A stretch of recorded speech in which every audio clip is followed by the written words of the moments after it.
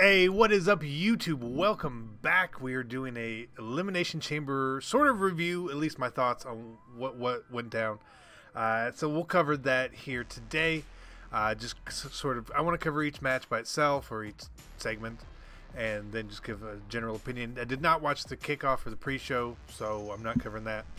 But they started out with the Women's Elimination Chamber match, and you know, while I'm very, very happy that they're giving the girls the shine, and it's awesome.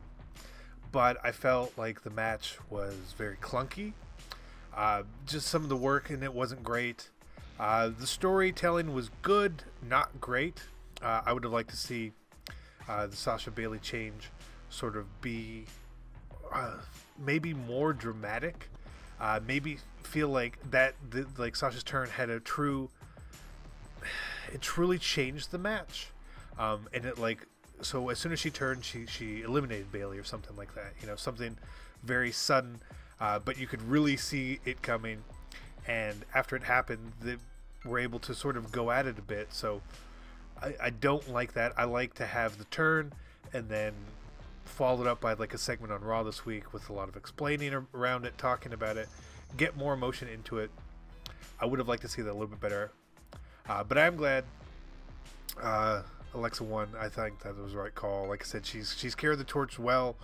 She deserves the chance to go in as the champion, even though we know she's going to lose, which is okay. It's okay that we understand that. But I like the match. I didn't love the match. It was good to start the pay-per-view. They did some creative things, but at the end of the day, it felt a little lackluster, especially, you know, last month the women headlined the Royal Rumble. This week they kicked off the pay-per-view, which makes sense to me, but it also, I don't know if they were told maybe to hold back a little bit or do something. It just didn't feel big. It didn't feel big enough to me, and that's my gripe. I'm not a star guy. I'm not getting out stars. Next up was a tag team championship match. Again, very sloppy, very predictable. Just, it was okay. It was okay. It felt like it was supposed to be a bit of like a filler match or filler segment, but you weren't coming down off an amazing high from the women's match, in my opinion. So it sort of fell a little flatter than it should have. The chemistry wasn't there, in my opinion. The storyline just wasn't there. Nobody thought the Titus was going to win. You know, a couple close finishes, but again, I felt like the work was just missing something. It was missing something. And again, it felt sloppy. So that is what it is. Then we had Asuka versus Nia. Of course, Asuka won. No one was expecting otherwise, but they always do a good job. Nia makes her look great. Nia's a monster, but she never, ever gets over. For whatever reason, she's always put in matches to make other people look strong, and then she, you know, has her moments where she looks really strong.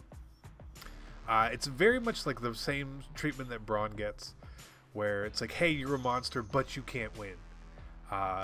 And I don't like that. I prefer my monsters being built up as indestructible.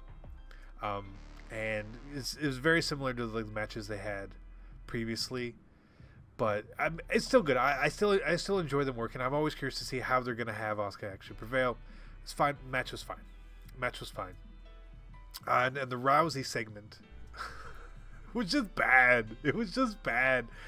I don't know if it was the crowd. The crowd didn't care that Rousey was there, it felt like, at all. It literally felt like they were focusing on like the 15 people in the crowd who were chanting and put the mics right in front of them, because it didn't seem like the crowd cared about it at all.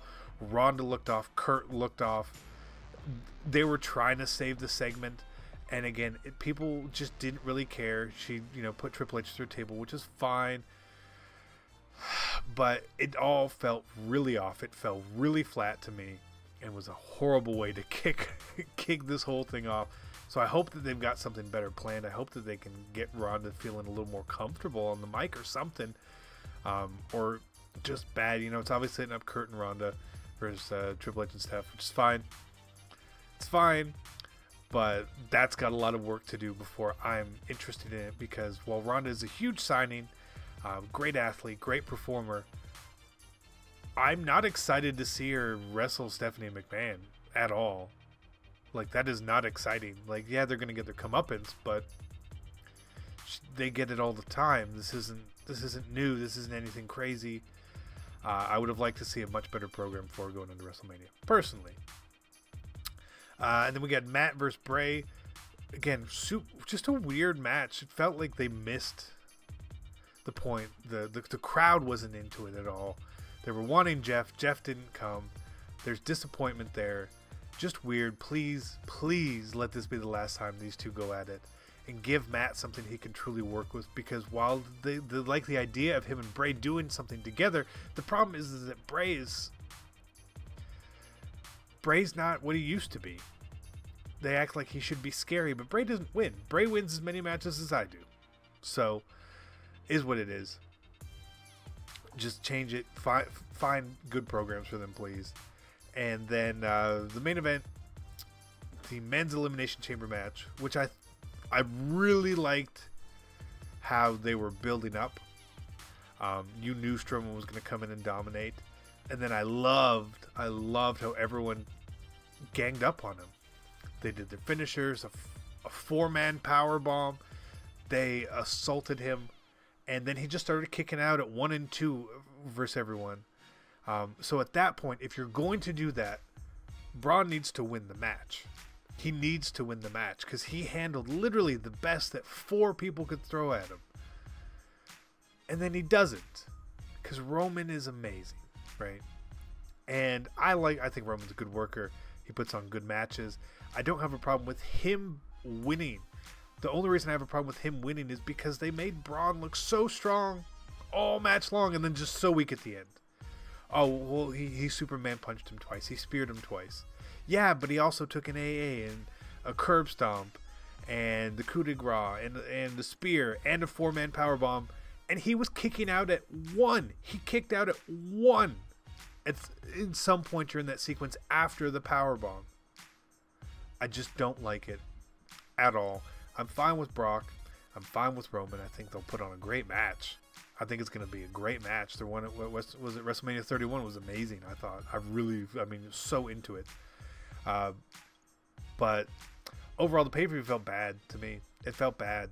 They missed their chance to do a lot of really cool things, set up a lot of really cool storylines. The only storyline that you really feel that was set up well, that you would be invested in, is the Bayley versus Sasha thing. And you saw that it was going to happen, but that was the only storyline I felt that truly advanced to the point of like, I'm curious to see where this goes.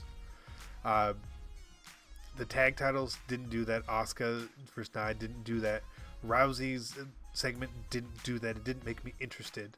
It didn't make me interested because there is no way Stephanie's going to do anything to her. Matt and Bray did nothing. The rest of it felt very flat. If I had to give a thumbs up or thumbs down, I'd give it a thumbs down. I just didn't really like it that much. But we'll watch Raw. We'll see how they sort of go with that. There's no Undertaker. It's just bad. You guys missed the ball, WWE. That's it.